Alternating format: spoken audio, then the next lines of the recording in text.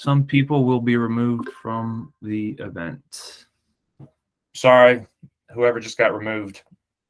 Robert Kiyosaki, Brandon Turner, Warren Buffett, I'm sure you guys have heard of these people, all say investing is a plan, that you need to set a goal, that you need to make a plan, you need to work that plan, and that plan is probably boring. So I know just about everybody on this call,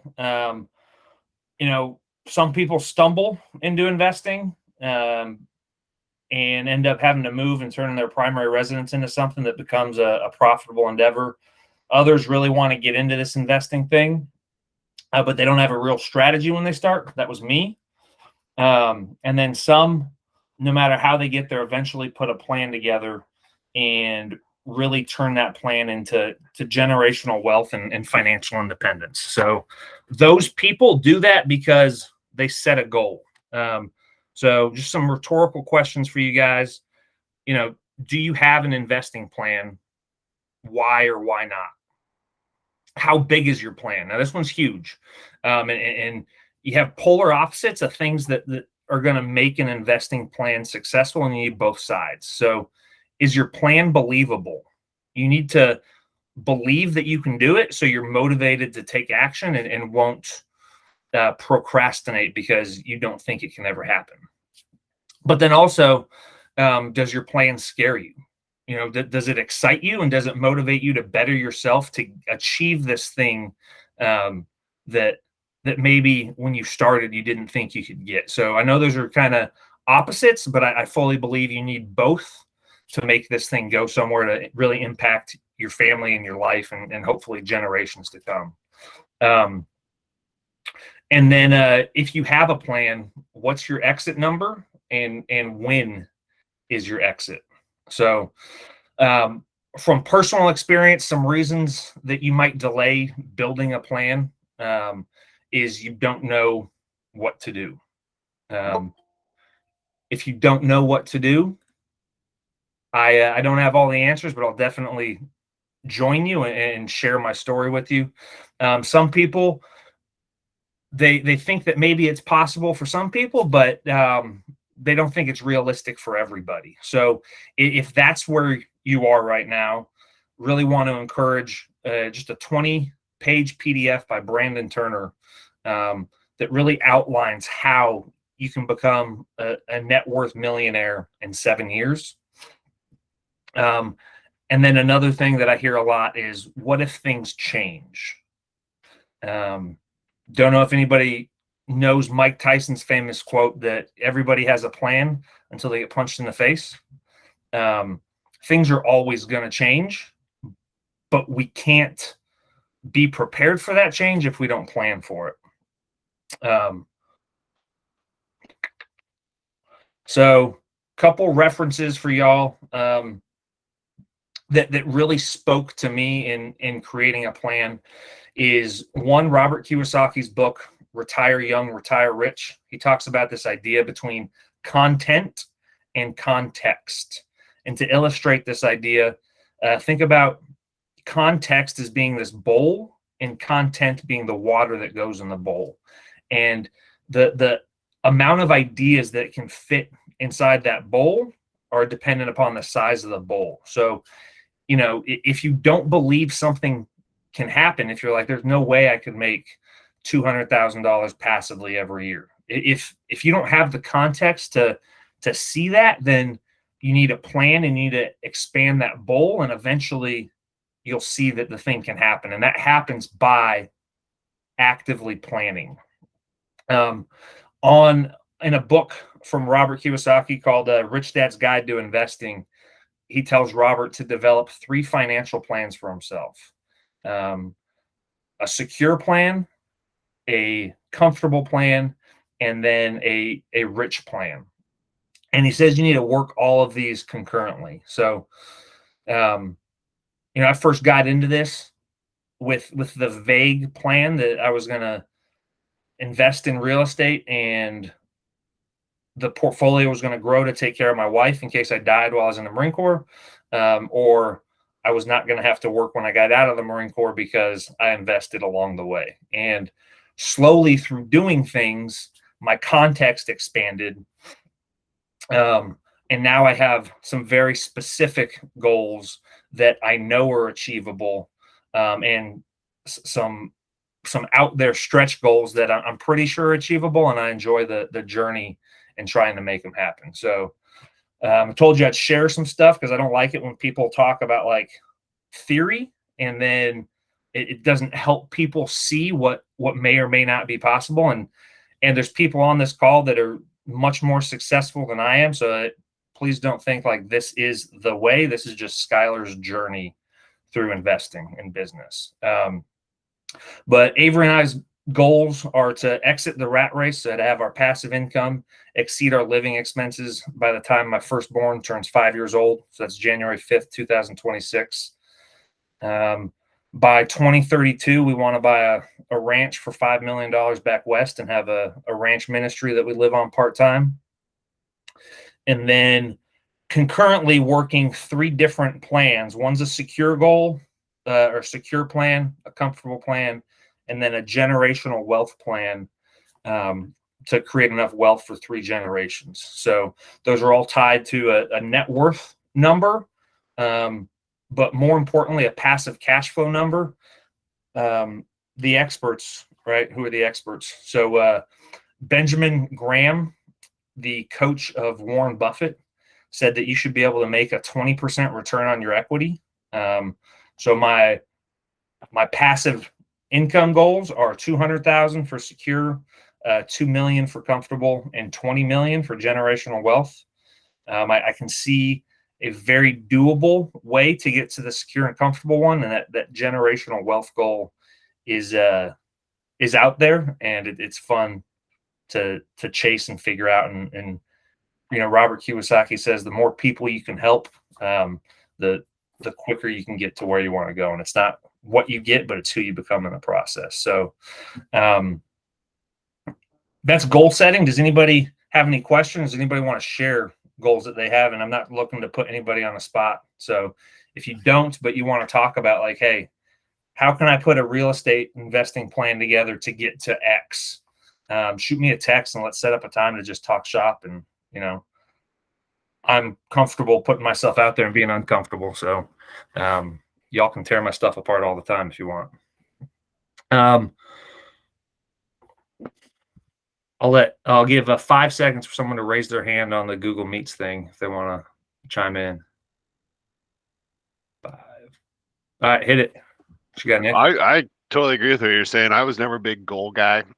Neither was Nicole. We kind of just figured work hard and see what happens. And then it was like 2.5, 3 years ago, we did one of those goal setting things and took it serious. And we created a 5-year goal and we hit it in a 1.5, 2 years. And it was just strictly, putting that out there and dedicating some time to it. And I had a great year in real estate, which really helped, as a catalyst, to make those things happen. But I don't think we would have I think we wouldn't have moved the needle at all if we wouldn't have challenged ourselves. So I really, what you said resonates. Mm-hmm.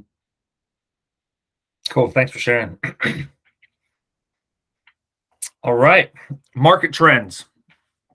All right. The infamous consumer price index. So I'm sure everyone's aware we hit 8.6. This number's really funny, I think, and manipulated, which a lot of you probably agree with, because food is at 10% increase and energy is at a 34% increase. And then all items that aren't that they track on the CPI is at 6%. I don't know about you guys, but I spend most of my money on food, energy, and housing. So the top 2 being food and energy, their average is much more than 8%. So inflation is real right now, which is a good thing if you know what you're doing. And it separates some wheat from the chaff and enables us to buy things or be prepared to buy things based on your strategy. So more macro trends, housing supply. So the supply demand curve is still out of whack. There's a lot more demand than there are houses. Won't get into why here, but some proof of this is that the sales to list price is still at 103%, which means homes are going over asking price. So just about every offer out there, everything being sold has multiple offers. Mortgage rates. So moving on from supply and demand, mortgage rates are climbing. The Feds have said they're going to continue to raise interest rates this year, and predictions are that at the end of 2022, mortgage rates for a primary residence could be as high as 7%. The big thing there is one, you need to make sure you're investing with sound fundamentals and that you cash flow the day you buy. Second, this is going to make buying harder. And when buying a home is harder, there's a higher demand for renting. So our rental pool is going to stay strong. And I got some local rent trends to share with you guys about how rents have increased year over year and how I think they're going to continue. So micro trends, I broke this down into Jacksonville, North Carolina, Hampstead, and Wilmington. Jacksonville average rents for a 2-2 are currently at $955. That's a 12% increase year over year. For a 3-2 in Jacksonville, we're looking at $1,375, which is a 15% increase year over year. And I anticipate to see that to continue to go up. In Hampstead, for a 2-2, we're looking at $1,500, which is a 36% increase year over year. And for a 3-2, we're looking at $2,000, which is a 17% increase year over year. In Wilmington, for a 2-2, we're looking at $1,400, which is a 14% increase. And for a 3-2, we're looking at $1,850, which is a 14% increase year over year. So home prices are going up. Less homes are on the market. Believe didn't write this one down, but the absorption rate, I think, in this area right now is at 1.3. So we're 1.2 or 20% last year, 30% this year. So we're seeing houses stay on the market slightly longer because those interest rates are going up.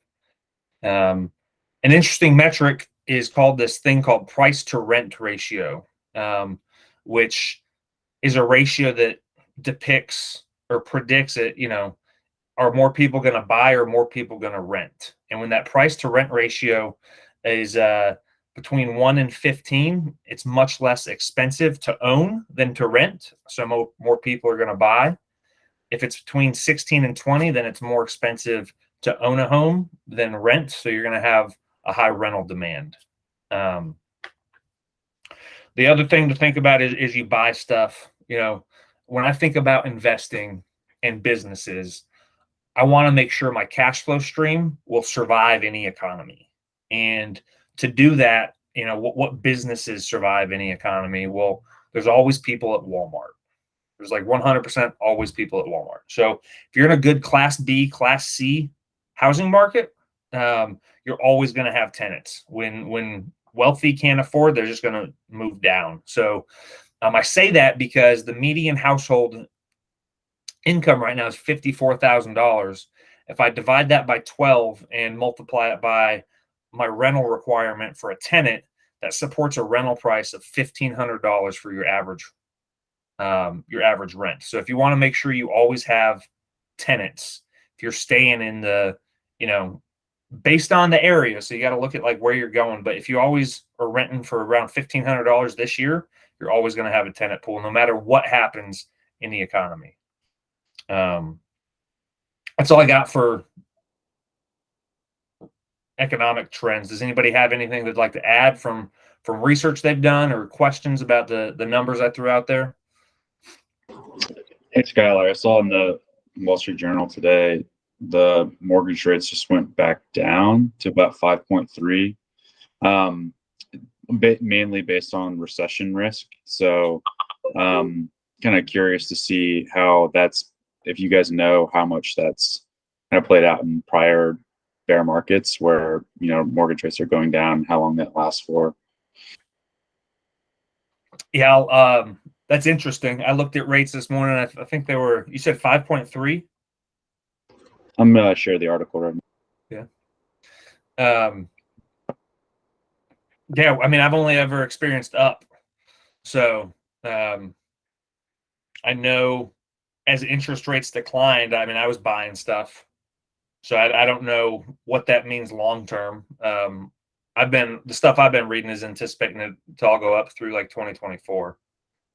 Yeah, I mean, I definitely know the Fed's going to keep raising rates. So I'm just curious if this is just like a short-term trend or if this is something that's played out in past downturns. Mm-hmm. I would estimate that, or I would say that it's a temporary blip that they dropped. They're going to continue to go up through at least the end of the year, but I would say into mid next year. I don't see rates dropping until well into the end of 2023. Hey, Skylar, I've got a question for you. How have you seen the rising rent prices affecting the military community around Lejeune? Are guys just coming out of pocket? Are they rooming up with other people? I'm sure there's still a demand. How has this played on the BAH and military communities?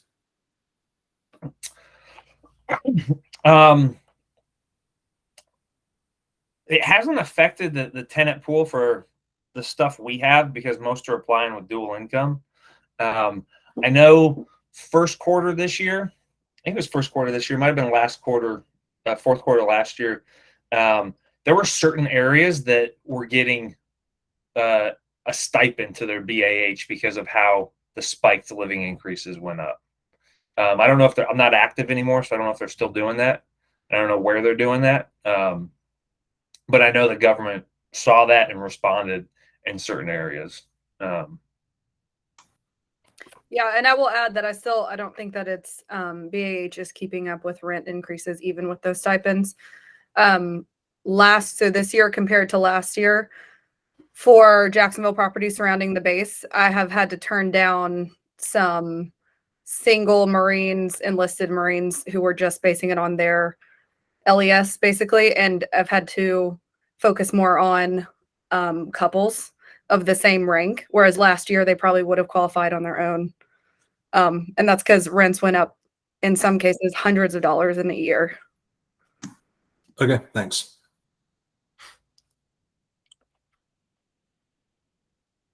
Thanks for sharing that article, Kyle. Yeah, everyone. All right, so I got a question for y'all. Think of other property managers that aren't Skylar and Avery, and is there anything they do that you really like that you think would be beneficial to maintaining your assets in Eastern North Carolina and make sure they stay in better condition and they go up in value and they make you money longer?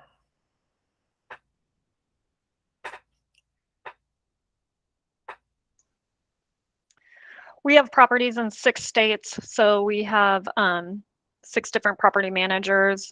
I would say that you guys do an excellent job, really good communication. So I put you at the top. No recommendations, unfortunately. I know that's not what you're looking for. Still good to hear. Thank you. Thank you. Yeah. I would have to be. I mean, you're one of one, so you're my best and worst property managers for criticism. No, I don't. I would concur. The communication has been probably harder for me to communicate with you than you all reaching out to me. Nothing jumps out to me right now. Just lack of experience with one property. That I to give you critical feedback. I don't have anything for you guys. Sweet. Well, thanks, Kyle. And thank you, Nicole. Well, if something comes up and you're like, damn, that's a good idea, even if it's not something you have experience with, but you read about it, please shoot me an email or a text so we can think about incorporating it. But yeah, this was down and dirty, shorter than last time we did this. I'll hang out and look at you guys as long as you want to. I was going to ask, so those of you who just have one property, so I think Kyle, yeah, I guess you two who are more new and at least with us have one property in this area. How have they been performing in your experience? Does it make you want to buy more here? Or especially with, I know a lot of people who just own military people who've moved away. They have the one house that they used to live in as a rental, but they are also receiving a lot of people telling them now's the time to sell because you obviously have a lot of equity built up and you could sell and make a good payday. How are y'all feeling about keeping that house with your cash flow, with your low or debt that you locked in, versus wanting to sell? And do you think you'd want to add more properties here? I would, yeah, and actually, I'll probably hit you guys up separately. Maybe just looking at some ideas for looking at different deals and stuff. I've got a buddy that does a lot of kind of like roll up, like I guess like flipping more or less rehab type stuff, and I'd love to see what you guys are up to on that front. I remember Skylar saying that you guys were maybe moving into that. So Yeah, definitely.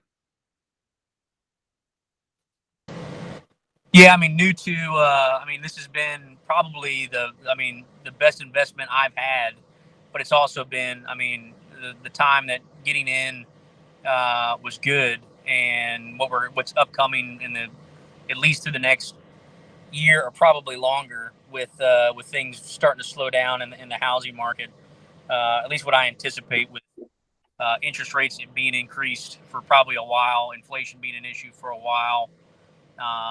And just general cost of living going to be a thing that everybody's going to deal with for a while. But the uniqueness with that area, and just I think that area in North Carolina, I think is going to continue to grow pretty substantially based off of just how much I saw it change from 2009 to moving back there a decade later in 2019. I was blown away at the amount of growth, and it didn't look like it was slowing down at all. So isolated from maybe some of the effects in other places. I'm up here in Rhode Island right now, and it's a completely different market than in place and everything else than what's in North Carolina in that region. So, yeah, and we're just in the position where having the flexibility of possibly getting stationed back in Lejeune, of having a property already established that we know we like, and just having the flexibility of having that a place we fall back on.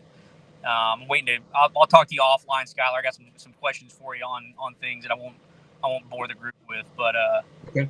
But if I don't know personally right now, if we're looking at, I think the idea of buying more properties in the area as an investment long term, I don't think you'll probably see the returns that we got right now, but I think you're going to still see returns coming back to you in the long run, as long as you're willing to hold on. Like, it's not going to happen in the short term. It's going to be a long term investment type thing, is at least my limited outlook on it. But that's my 2 cents.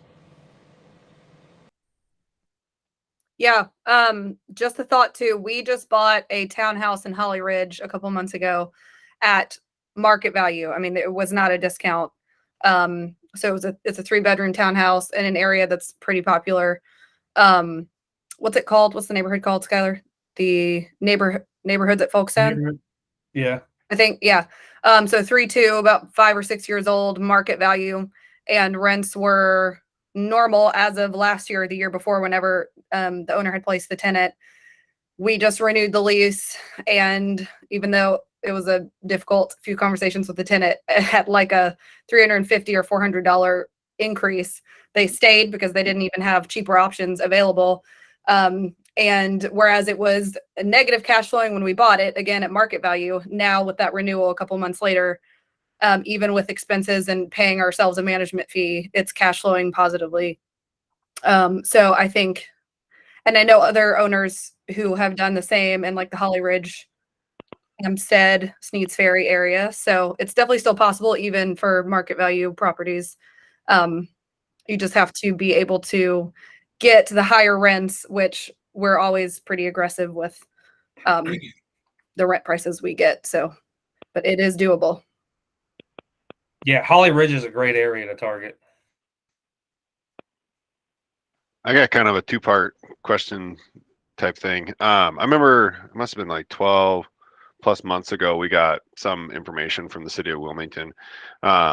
And it was talking about how they were going to start looking at, ironically, being a little more progressive, which is, it ends up being good for the property owners that own property. We're really liberal over here in Oregon and progressive.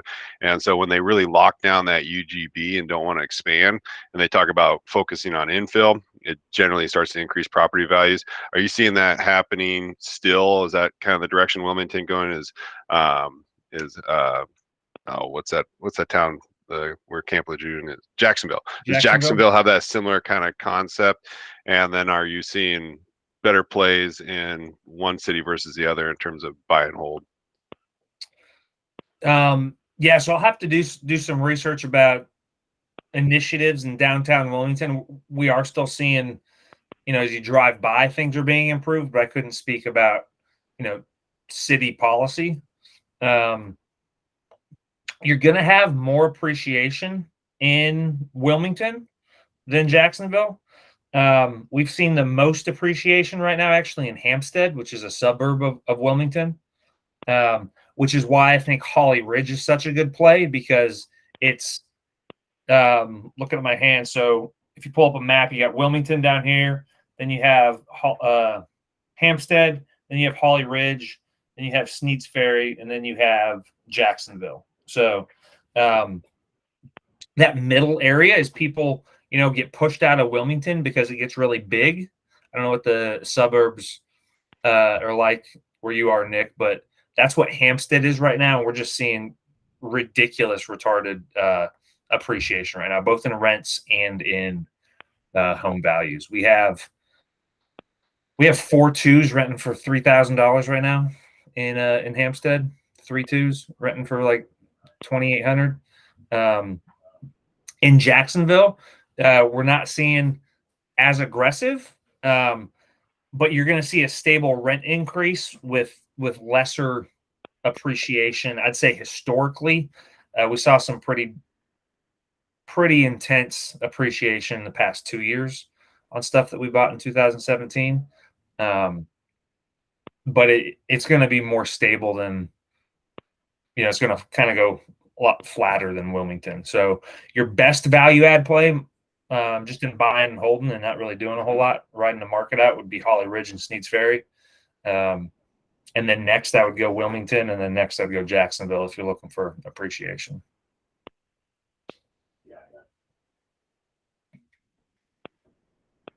I put a link to some Wells Fargo their economic page in the chat. I'm probably a little biased because I worked there for 10 years and I've met their senior economist, but what I appreciate about their reports is that they do put predictions of what interest rates will be, and in the last few months they've had to correct some of their predictions, but I find it helpful and it's easy to read and comprehend for a normal person like me in comparison to some of the other economic reports that come out. So I've subscribed and I just get them to my email.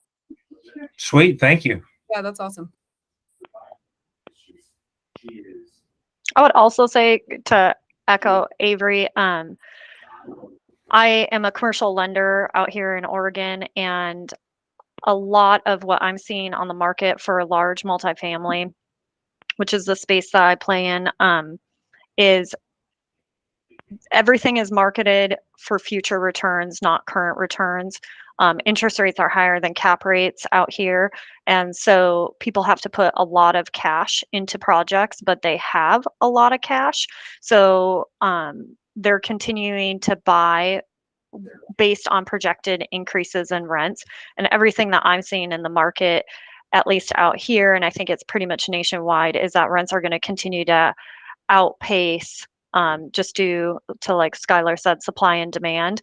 And with the interest rates on home loans where they're at, you just cut out a number of first-time home buyers, so they can't even enter the market and they're stuck renting. Yeah, definitely. And we have historically, like the past few years, tenants who would have reached a certain point and not renewed their lease with us and would have been interested in buying. That same pool of tenants now is kind of stuck renting because of home prices going up. So you have, and you have some people who, because of credit issues, also with COVID, so many people had credit hits that would have qualified before and now don't. They're still renting. So they're just, there's continued to be a lot of demand for renting because people are just dropping in what they qualify for. So it's safer and easier point of entry than buying. Yeah, it's really a sad situation. But it's good for us, I guess. Yeah.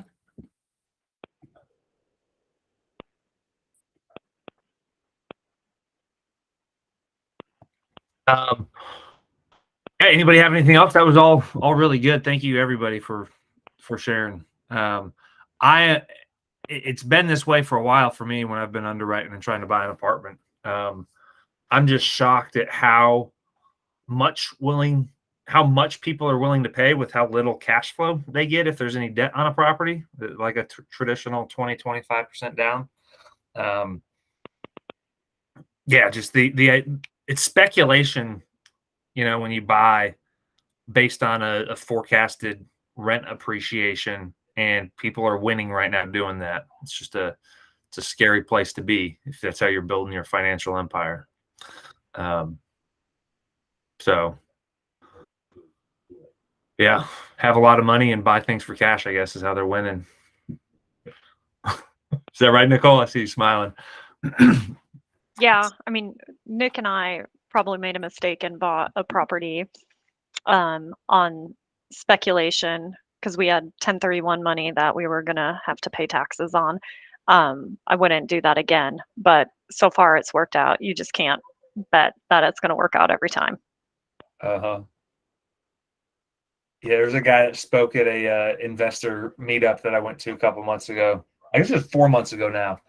And he's talking about how he got in the apartment game, and he bought his first apartment right before COVID, and he was just losing his butt. He couldn't get rents to where he wanted them. He didn't have the cash to do all the turnover that he wanted to do because everything was, a lot of deferred maintenance in every unit.